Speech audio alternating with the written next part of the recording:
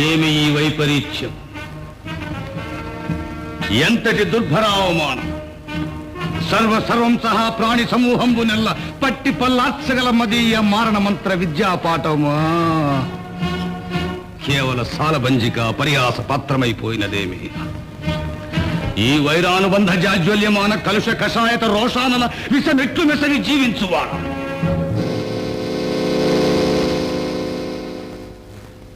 ఇందు నా దోషమేమున్నది?